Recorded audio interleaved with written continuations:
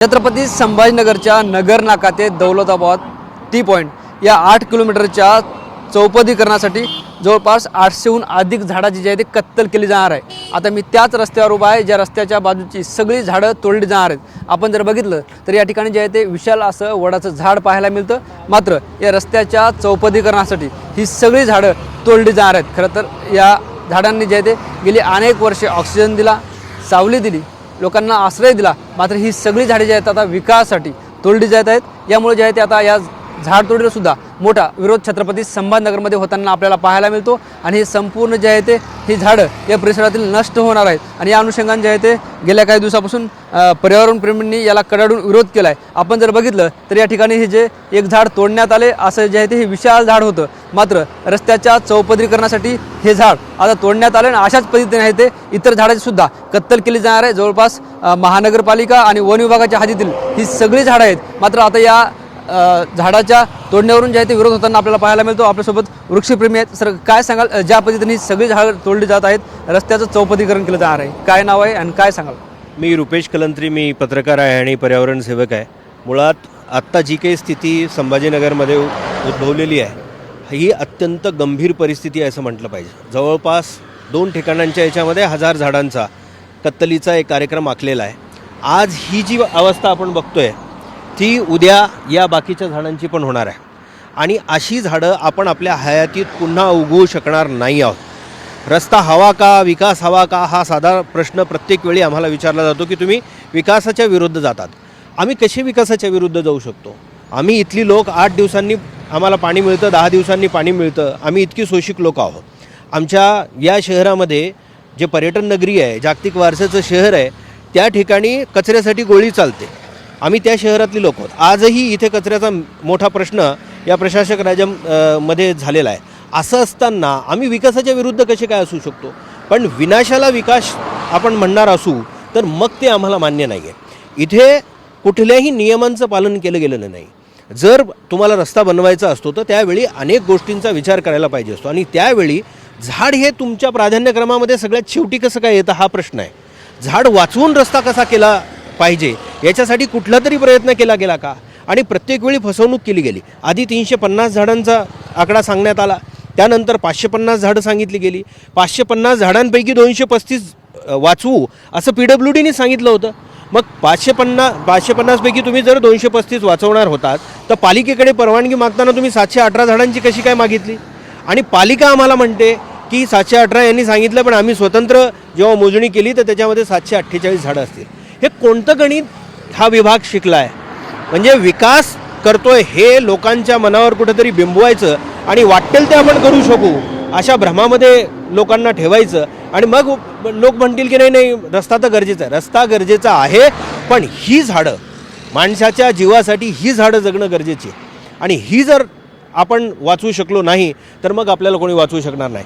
आत्ता उन्हाळा तोंडावर आहे, अजूनही आत्ता या सकाळच्या वेळीसुद्धा या झळा आपल्याला लागत आहेत शेतीच्या उत्पन्नाचं। माननीय मुख्यमंत्र्यांच्या शब्दाच्या हिशोबाने जर जायचं तर आम्ही वेगळे नाही आहोत, आम्ही मुख्यमंत्र्यांच्या बाजूने आहोत असा त्याचा अर्थ होतो। परवाच्या दिवशी मुख्यमंत्री म्हणालेत की climate change is my biggest priority. जर ती जर टॉपमोस्ट प्रायोरिटी असेल आणि त्याच्यामुळे शेतीवर परिणाम होत असेल, विपरीत परिणाम होत असेल आणि विकास आणि तुमचं पर्यावरण हे सोबत जायला हवं, किंबहुना पर्यावरण ही पहिली गोष्ट राहील असं जेव्हा मुख्यमंत्री म्हणतात त्यावेळी जर हा प्रकार घडत असेल तर कदाचित मुख्यमंत्र्यांना याची कल्पनाच नाही आहे। आणि म्हणून आमची मुख्यमंत्र्यांना मागणी आहे की या रोडच्या संदर्भात नव्याने विचार करून रोड करावा, पण ही झाडं वाचली पाहिजेत, ही आमची भूमिका आहे। निश्चित सर, काय सांगाल, आपण कायदेशीर सुद्धा याबाबत लढा देत आहे आणि नेमक्या काय कायदेशीर प्रक्रिया आपण राबवता, काय नाव? माझं नाव ॲडव्होकेट निरंजन देशपांडे। या प्रकरणामध्ये 2 वर्षापासून वेगवेगळ्या पद्धतीने आश्वासनं देण्यात आली। काही वेळा यामध्ये आकडे बदलण्यात आले, पण याचा अर्थ असा होत नाही की PWD आणि प्रशासनाने म्हणजे महानगरपालिकेने त्यांची जबाबदारी झुगारून द्यावी। आमचं हे म्हणणं आहे महानगरपालिकेने यामध्ये सर्वस्वीपणे लक्ष घालावं। ट्री ऑथॉरिटीनी ट्री संगोपन, वृक्ष संगोपन करणारी ऑथॉरिटी म्हणून एक मोठं एक्झाम्पल महाराष्ट्रासमोरच नाही देशासमोर हे एक्झाम्पल द्यावं आणि वेळोवेळी जो कायदा आहे 75 सालाचा वृक्ष कायदा जो आहे त्याचं तंतोतंत पालन व्हायला पाहिजे. आता 45 दिवस उलटले आहेत. हेरिटेज ट्री बाबतीत, वारसा वृक्षाबाबतीत, या ज्या वृक्षांबाबतीत निर्णय घ्यायची वेळ गेलेली आहे. आजही आम्हाला डिसिजन कम्युनिकेट केलेलं गेलेलं नाही आहे. प्रशासनाने लोकांना जर विश्वासात घ्यायचं जर त्यांनी ठरवलं तर डिसिजन कम्युनिकेट करा, तुम्ही काय डिसिजन घेताय. सो आम्हाला NGTमध्ये आज केस सुरू आहे, गरवारेमध्ये सुद्धा हा प्रश्न सुरू आहे आणि वेळोवेळी पूर्ण शहरभर जिथे दिसेल तिथे एक तर झाड कापलं जातं, नाही तर झाड जळलं जातं. इथे सुद्धा तीच परिस्थिती आहे. जर आता कायद्याचा धाक लोकांना दाखवायचा असेल तर कायद्यामध्ये तात्पुरते बदल तरी करा तुम्ही. एक संभाजीनगर म्हणून एक तुम्ही एक्झाम्पल सेट करा आणि हा जो बदल आहे यामध्ये कायदेशीर कठोर कारवाई करून जे अधिकारी रिस्पॉन्सिबल आहेत त्यांनासुद्धा घ्या तुम्ही. त्यांनासुद्धा प्रशासनाने प्रश्न विचारावे. आता समजा जर झाड इथे कट झालं तर त्यावर दंड का होत नाही, कारवाई का होत नाही, हे सुद्धा महत्त्वाचं आहे. तर वेळोवेळी जेव्हा आपण कोर्टाची धाव घेतो या प्रश्नांसाठी, याचा अर्थ असा आहे की प्रशासनसुद्धा याचं रिस्पॉन्सिबिलिटी घेत नाही आहे. तर ही रिस्पॉन्सिबिलिटी घेणं म्हणजे काय, ते ट्रान्सपरन्सी मेंटेन करणं, अकाउंटेबिलिटी दाखवणं आणि लोकांसमोर तुमचे प्रश्न पूर्णस्वीपणे तिथे हे मेन्शन करणं. आता आम्हाला NGTकडनं एक्सपेक्टेड आहे की यामध्ये लवकरात लवकर स्टे मिळावा, राहिली ती झाडं वाचल्या जावी आणि बाकी प्रकरणासुद्धा मध्ये हे एक्सपेक्टेड आहे की प्रशासनाने वेळोवेळी ट्री ऑथॉरिटीनी मीटिंग घ्यावी, लोकांना विश्वासात घ्यावं आणि ट्रान्सपरन्सी मेंटेन करावं. या सगळ्या प्रकरणात जे ते आपण हरित लवादाकडे याचिका दाखल केली, ते नेमकं कुठं आलं? हरित लवाद पुणे येथे याचिका दाखल करण्यात आली आहे. या याचिकेमध्ये सुनावणी 17 तारखेला झाली. 17 तारखेला काही दिवसांची मुदत देण्यात आली आणि त्या दिवसांमध्ये पुन्हा सुनावणी आता 16 तारखेला शेड्यूल्ड आहे. तर आम्हाला एक्सपेक्टेड आहे की यामध्ये प्रशासनाने सुद्धा जर बरोबर भूमिका घेतली, लोकांच्या साईडची भूमिका घेतली तर नक्कीच यामध्ये तोडगा निघू शकतो आणि हे जे आपल्याला वृक्ष जे वाचवायचे आहेत ते वृक्ष वाचवण्यात आपण यशस्वी ठरू शकतो. आणि जे आपण जे ते या संदर्भातली सगळी कायदेशीर भूमिका या ठिकाणी जाणून घेतली. सर, काय सांगाल ज्या पद्धतीनं ही झाडं आहेत, नेमकं यांना वारसा किती वर्षाचा असेल? नमस्कार, मी डॉक्टर किशोर पाठक, मानद वन्यजीव रक्षक, वन विभाग आणि वृक्ष प्राधिकरण समितीचा सदस्य आहे मी. लक्षात घ्या, आपल्यासमोर लिंबाच्या ह्या झाडाची कत्तल झाली. अशा अनेक 6 ते 7 झाडं तुटलेले, जी वन खात्याने परवानगी 1 किलोमीटरसाठी दिली होती. 8 किलोमीटरचा रस्ता जो आहे त्यातल्या 7.5 किलोमीटरची अजून परवानगी बाकी आहे. महापालिकेने परवानगी दिलेली नाही. वृक्ष प्राधिकरण समिती सदस्य म्हणून मी सांगतो आहे, कारण डिपॉझिट अजून यांनी भरलेलं नाही आहे. पहिली गोष्ट तुम्हाला एक माहिती आहे, लातूरला आपल्याला रेल्वेने पाणी न्यावं लागलं होतं, हे आठवत असेल. अजिबात वनक्षेत्र 1% तिथलं कमी झालं होतं. मराठवाड्याचं 2% राहिलेलं आहे, आता शहराचं 4% राहिले. तुम्ही बघताय वाहता रस्ता आहे हा, नाशिक महामार्ग आहे, धुळे सोलापूर महामार्ग आहे हा. इथून रोज 50,000च्या वर छोटी मोठी वाहनं धावत आहेत. प्रचंड प्रदूषण होतं हे शहरासाठी आणि या पडेगावसाठी. इथली ही वारसा वृक्ष झाडे आहेत, सगळी 800 झाडं आहेत. वेळोवेळी प्रशासनाचा खोटेपणा आपण बघतोय. भारतात सुद्धा काही ठिकाणी झाडं वाचून रस्ता बाजूनी घेऊन केलेला आहे चांगला रस्ता. याचं उदाहरण म्हणजे जुना एक्सप्रेस हायवेजवळ पुणे मुंबई जुना मार्ग जो आहे, तुम्ही तिथे बघा, तिथे अनेक झाडं वाचवलेली आणि रस्ता बाजूने घेतलेला आहे. कारण तसे अधिकारी, तसे मंत्री, तसे खासदार आमदार होते त्या काळी. आता कुणाला काही घेणंच नाही राहिलेलं आहे. किती सोपं आहे हो, एक झाड आम्ही तोडलं ना 10 झाडं लावू, त्याच्या बदल्यात 100 लावू. अहो, एक बाप मारणार तुम्ही 50 वर्षाचा आणि 10-25 झाडं लावणार.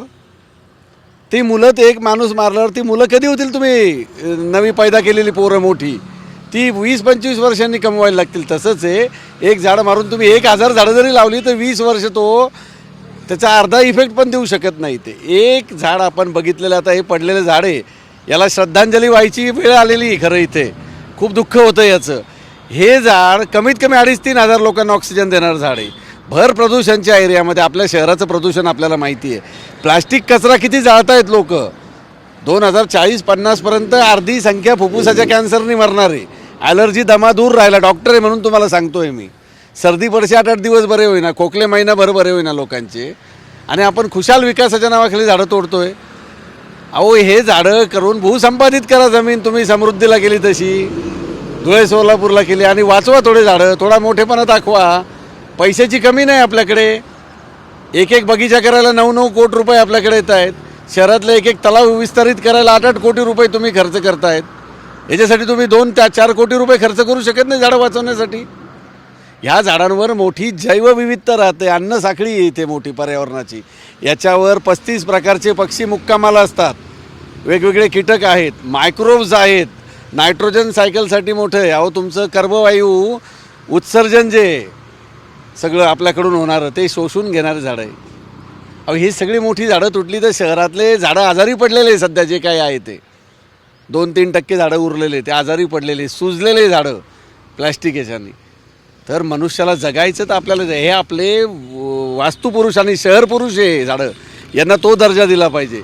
हेरिटेज वारसा वृक्ष म्हणतो आपण आणि खुशाल कापतो. सगळ्यात चुकीची गोष्ट आहे.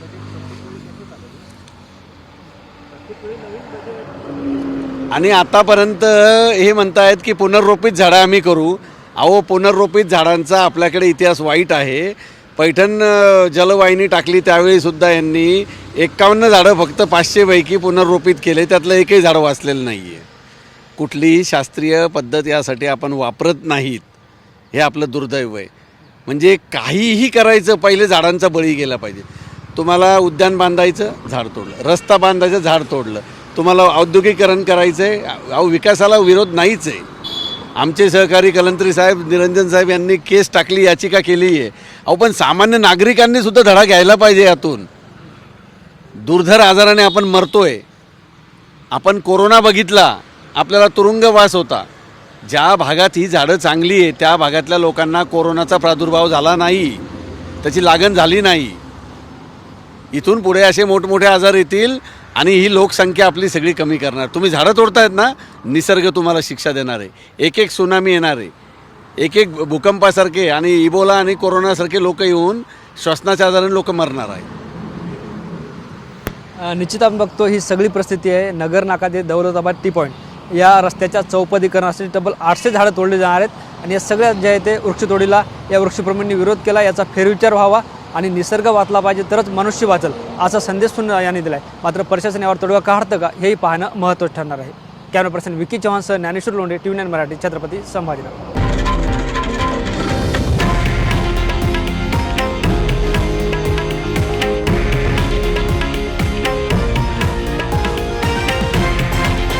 हे आहे देशातील नंबर 1 न्यूज नेटवर्क आणि आपण पाहत आहात TV9 मराठी, एकमेव.